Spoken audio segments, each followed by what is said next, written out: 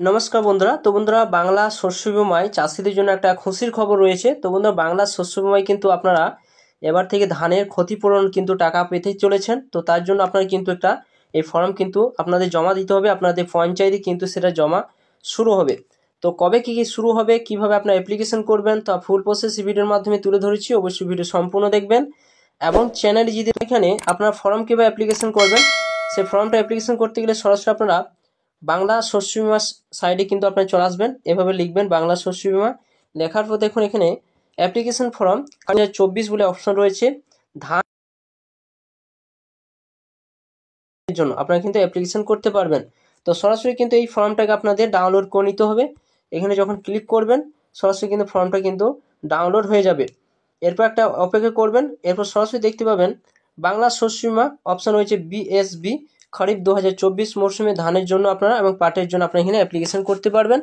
তো ফার্স্টে এখানে দেখতে পাচ্ছেন এখানে আপনারা এখানে ফার্স্টে আপনার নামটা এখানে লিখে দেবেন, নাম লিখে দেবেন, পিতা মাতা স্বামী অভিভাবকের নামটা এখানে লিখে দেবেন, বয়স লিখে দেবেন, পুরুষ স্ত্রী না পুরুষ সেটা অবশ্যই লিখে দেবেন। এছাড়া এখানে টিক চিহ্ন দিয়ে দেবেন। এছাড়া এখানে দেখতে পাবেন ভোটার কার্ডের নাম্বারটা কিন্তু অবশ্যই এখানে লাগবে। একটা ফোন নাম্বার কিন্তু আপনাকে লাগবে। আপনি ওবিসি না তপশিলি জাতি না উপজাতি যেটা রয়েছে সেই জায়গায় আপনার টিক চিহ্ন কিন্তু আপনার দিতে হবে।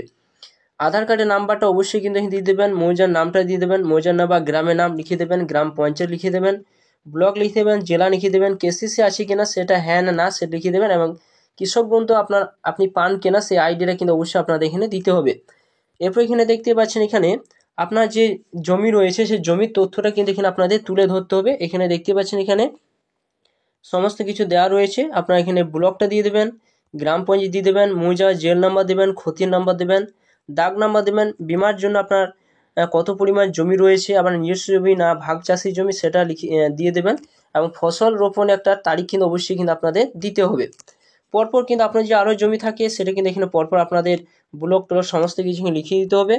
এরপর আপনার ব্যাংকের যে পাসবইটা রয়েছে সেই ব্যাংকের পাসবইয়ের সমস্ত তথ্য কিন্তু দিতে হবে।